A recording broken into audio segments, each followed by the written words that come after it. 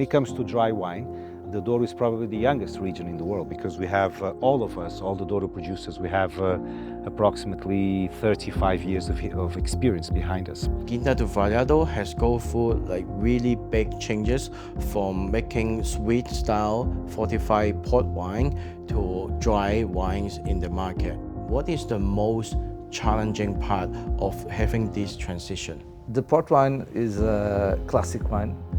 It was sold normally around the world. We got the orders without a very big effort to promote.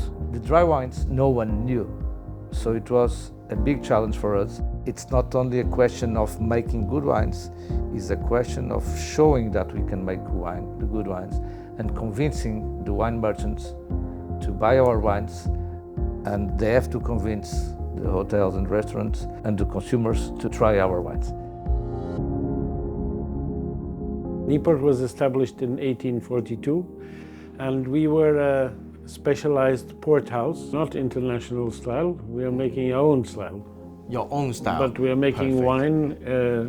Wine has become very important for us. Keep in mind that these wines, like this Reserva that we have here, these are all indigenous varieties to the region, because you're going to be away from the international fruit that you recognize from the wines produced in France, in Italy, and in Spain, and in the New World, and in Australia. It's different. And I think that for Portugal, the Douro in the next 5-10 years, we'll talk about the Douro as you talk about Burgundy and Bordeaux and Rioja. So if we look back at the Douro in the 90s, the Douro wasn't really a region that was well known all over the world. And these young producers were bringing out new wines, new innovative ideas. And so they would call each other and say, oh, I have this journalist, come over and we can share the wines together.